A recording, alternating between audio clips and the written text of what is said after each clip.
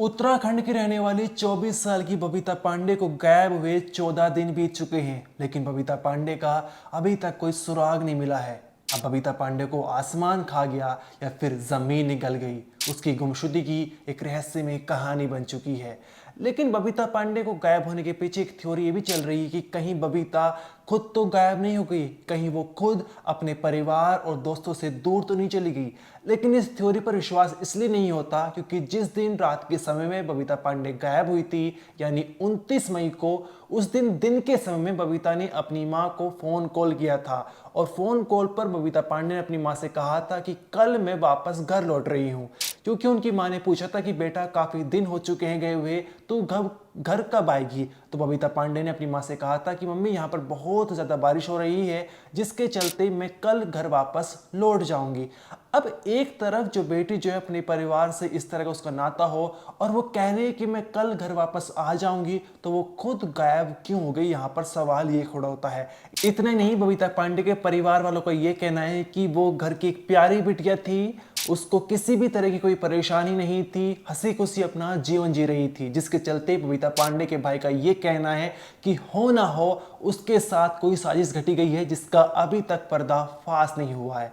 अब 29 मई को रात के समय में बबीता पांडे अपने टेंट से दूर चली गई थी और कहीं दूर जाकर बैठ गई थी, ऐसा उनके दोस्तों ने बताया है, जो हरमनप्रीत और हरमनपाल के साथ वो गई थी।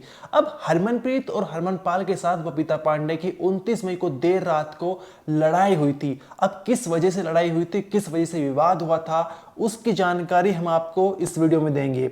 दरअसल जब रात के समय में यहाँ पर दयारा बुग्याल में टेंट लगाए ये तीनों दोस्त, बबीता पांडे और उसके दो दोस्त जो रुके हुए थे मेल फ्रेंड्स, तो बबीता पांडे टेंट के अंदर गाने सुन रही थी तेज आवाज में, जिसके चलते जो है हरमनप्रीत और हरमनपाल ने उससे कहा कि थोड़ी आवाज मंदी कर ले, कम कर ले वॉल्यूम, और या फिर बाहर जाकर गाने सुन ले।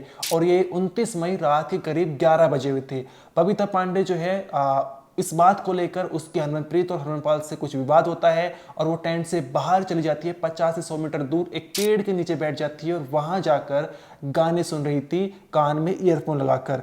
उसी दौरान जो है वहां पर कुछ और बच्चे आए हुए थे, स्कूल के बच्चे जो ट्रेनिंग करने आए थे, और ट्रेनिंग के दौरान जो है बबीता पांडे की उनसे दोस्ती हो गई थी। तो रात के जब 11 बजे हुए थे, बबीता पांडे पेड़ के नीचे कान में ईयरफोन लगाकर गाने सुन रही थी, तो उन्हीं बच्चों ने बबीता पांडे से कहा था कि दीदी काफी रात हो चुकी है, आप जाकर सो जाइए। तो बबीता पांडे ने कहा कि मुझे यहाँ पर अच्छा लग रहा है, मैं थोड़ी देर में वापस आ जाऊंगी, अभी मुझे यहाँ पर बैठकर गाने सुनने हैं। बच्चे वहां से चले गए थे और बबीता पांडे जो दोस्त है और बच्चों के अनुसार रात 11 बजे तक वही पेड़ के नीचे गाने सुन रही थी।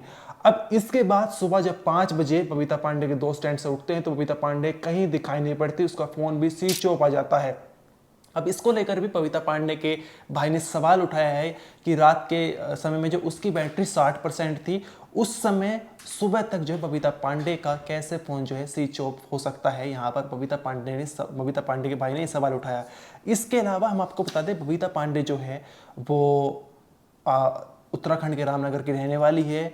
उन्होंने क्लास 5 तक की पढ़ाई नैनीताल से की है, 6 से 12th की पढ़ाई रामनगर में की है और फिर बीबीए नैनीताल से की है। और बीबीए करने के बाद जो दिल्ली चली गई, वहाँ पर एमबीए की पढ़ाई की और साथ ही जो है नौकरी भी कर रही थी। लेकिन पिछले 2 महीने से वो अपने घर में रह रही थी। घर में जो है एक तरह से ब्लॉग बनाना, भाई के साथ इंस्टाग्राम पर रील्स बनाना, इस तरह की जो है वो काम कर रही थी। पिछले 2 महीने से वो कोई नौकरी नहीं कर रही थी, लेकिन उसे ट्रैकिंग करने का बहुत शौक था, जिसके चलते जो है इससे पहले वो 4-5 बार जो है ट्रैकिंग पर जा चुकी है। और अब जो है वो पहले हर्षिल लामा में गई थी, जहाँ पर उसकी पोस्ट भी सामने लग गई थी, और उसके बाद वो अपने 2 दोस्तों के साथ दयारा बुग्याल गई थी। लेकिन दयारा बुग्याल से 29 मई को देर रात और रहस्यमय तरीके से गायब हो जाती है।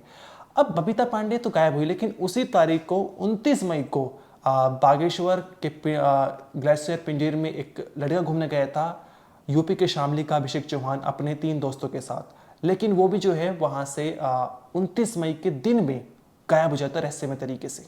उत्तराखंड के पहाड़ों में गायब हुए बबीता पांडे को 10 दिन बीत चुके हैं और इसी बीच बबीता पांडे की आखिरी 2 तस्वीरें सामने निकल कर आई हैं, जहां पर वो पहाड़ों की चोटी पर फोटो खिंचाती हुई नजर आ रही है। अब इन फोटो से पुलिस प्रशासन को क्या सुराग मिले हैं वो हम आपको आगे वीडियो में बताएंगे। लेकिन इसी बीच एक ऐसी खबर सामने निकल आई है जहां पर पता चला है कि जिस दिन बबीता पांडे पहाड़ों से गायब हुई थी, उसी दिन यानी 29 मई को 28 साल के अभिषेक चौहान भी पहाड़ों से रहस्यमय तरीके से गायब हो जाता है। और उसका भी अभी तक कुछ पता नहीं चला है। अब सवाल उठता है कि एक ही तारीख को बबीता पांडे और अभिषेक चौहान के गायब होने के पीछे की ये क्या रहस्यमय कहानी है, वो आपको इस वीडियो में जानने को मिलेगी। और बबीता पांडे के बारे में अभी फिलहाल क्या अपडेट है वो भी देखने को मिलेगा। लेकिन सबसे पहले आप अभिषेक चौहान के बारे में जानिए। अभिषेक चौहान, उसकी उम्र 28 साल है, मूल रूप से यूपी के सहारनपुर का रहने वाला है, लेकिन अभी फिलहाल वो नोएडा के में नौकरी कर रहा था।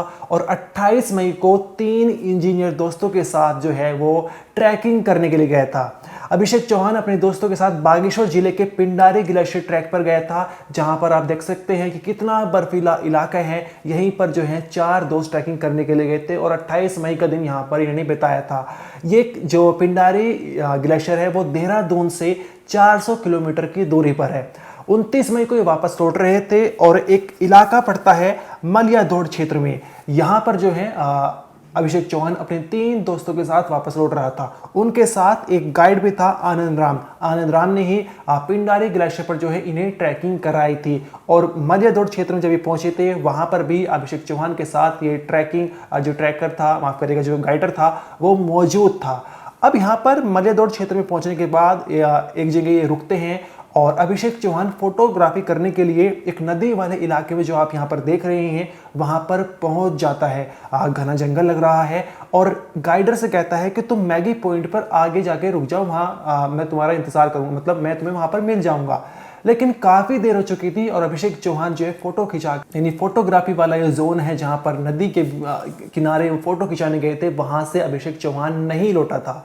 जब काफी देर बीत गई तो गाइडर आनंद राम जो है इस नदी वाले इलाके में जाता है, लेकिन अभिषेक चौहान का कुछ पता नहीं चलता। उसके दोस्त और जो गाइडर है काफी देर जो से ढूंढते हैं, खोजते हैं, लेकिन अभिषेक चौहान का कोई सुराग नहीं मिलता। इसके बाद फॉरेस्ट डिपार्टमेंट और निजी पुलिस प्रशासन को जो है एक तरह से सूचना दी जाती है और उसके बाद SDRF, NDRF, तमाम जो रेस्क्यू ऑपरेशन की जो टीम है उन सभी को जो है सर्च अभियान में लगा दिया जाता है। अब 2 दिन बाद अभिषेक चौहान की एक कैमरा मिलता है और फिर उससे कुछ दिन बाद अभिषेक चौहान की एक टोपी और एक शर्ट मिलती है। ये टोपी और ये शर्ट वही थी जो अभिषेक चौहान ने आखिरी वक्त में पहनी हुई थी। अब ऐसा अंदाजा लगाया जा रहा है कि क्या अभिषेक चौहान, ये जो इतनी एक तरह से नदी है जिसका पानी का बहाव बहुत ही तेज है, क्या अभिषेक चौहान इसमें तो नहीं भाग गए? क्या उनके साथ कोई साजिश तो नहीं घट गई जिसमें उनके दोस्त या फिर गाइडर तो शामिल नहीं है? इन सभी एंगल्स पर जो है यहाँ पर पुलिस प्रशासन जांच कर रहा है।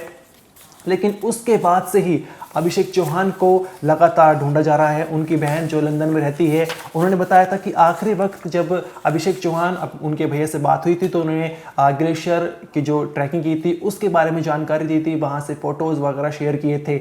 और एक फ़ोटोज़ भी सामने निकल आया अभिषेक चौहान का, जहाँ पर आप देख सकते हैं कि वो बर्फीले इलाके में फ़ोटो खिंचाते हुए नजर आ रहे हैं। अभिषेक चौहान को ढूंढने के लिए SDRF, NDRF, वन विभाग, स्थानीय पुलिस, साथ ही फायर ब्रिगेड, आपदा मित्र, ग्राम प्रहरी और स्थानीय वॉलेंटियर जो है वो शामिल हैं। और पिछले 10 दिनों से अभिषेक को ढूंढा जा रहा है।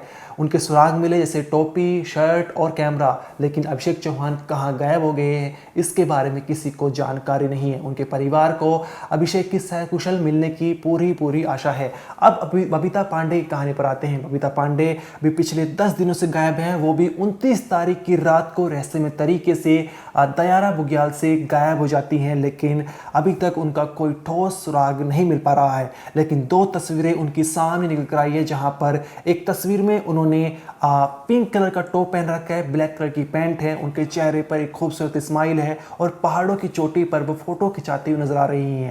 ये तस्वीर जो है ये हर्षिल लामा के वहाँ के इलाके की, जैसे आपको पता होगा कि बबीता पांडे अपने 2 दोस्तों के साथ दयारा बुग्याल से पहले हर्षिल लामा पर थी और 28 मई को वो दयारा बुग्याल के लिए निकलते हैं। अब यहाँ पर जो है दूसरी तस्वीर में बबीता पांडे, जिसमें उन्होंने पिंक कलर की एक लोवर या पैंट पहना हुआ है और साथ ही एक ब्लैक कलर का टॉप पहना हुआ है, इसमें उनका चेहरा नज़र नहीं आ रहा है। उनके बाल जो है खुले हुए हैं और वे एक तरह से पहाड़ों की तरफ देखते हुए, दूसरी डायरेक्शन में देखते हुए फ़ोटो खिंचा रही हैं। यहाँ पर आसमान जो है बड़े ही नज़दीक नज़र आ रहा है।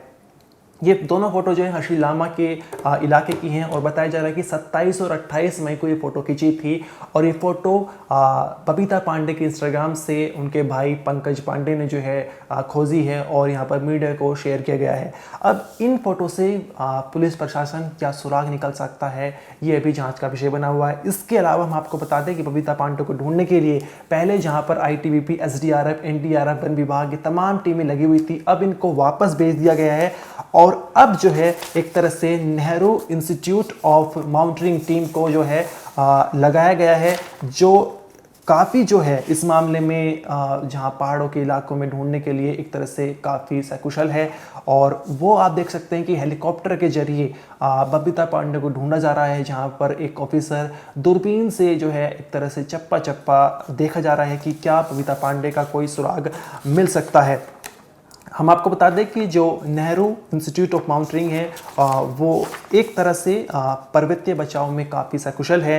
पहाड़ों में फंसे हुए जो भी ट्रैकर आते हैं और जो भी यात्री हैं उनको बचाने के लिए एक तरह से इनको ट्रेनिंग दी गई है और प्राकृतिक आपदा जैसे हिमस्खलन, भूस्खलन, बाढ़ आदि इन आपदाओं के दौरान ये जो है सहायता करते हैं, आपदा प्रबंधन को एक तरह से प्रशिक्षण भी करते हैं। ये सारे काम जो है ये इस team Nehru institute of mountaineering के हैं और काफ़ी जो है इनको एक तरह से काफ़ी अच्छी ट्रेनिंग होती है, जहाँ पर आप देख सकते हैं कि हेलीकॉप्टर के जरिए जो है वो ढूंढा जा रहा है। साथ ही ऑफिसर जो हैं, जो लोकल गाइडर्स हैं, उनको बबीता पांडे की फ़ोटो दिखाई गई और उनसे कहा गया कि अगर इस लड़की की फ़ोटो अच्छे से देख लीजिए, आप अपने फ़ोन में ले सकते हैं और अगर इस लड़की के बारे में कुछ भी पता चलता है, कोई इस लड़की के बारे में बताता है या कहीं दिखती है आपको, तो तुरंत जो है किसी भी माध्यम से पुलिस प्रशासन को, वन विभाग को संपर्क किया जाए, क्योंकि बबीता पांडे कहाँ गायब हो गई है, कुछ सुराग नहीं मिल पा रहा है। अभिषेक चौहान का जो नोएडा में नौकरी करते हैं, उनका कैमरा, शर्ट और टोपी मिली है, जिससे अंदाजा लगा रहा है। और ये सब कुछ जो है वो नदी के पत्थरों पर, जो आप ये पत्थर देख रहे हैं, वहाँ पर मिले हैं और हो सकता है कि ऐसा अंदाजा लगाया जा रहा है कि कहीं अभिषेक चौहान नदी में तो नहीं बहा गए।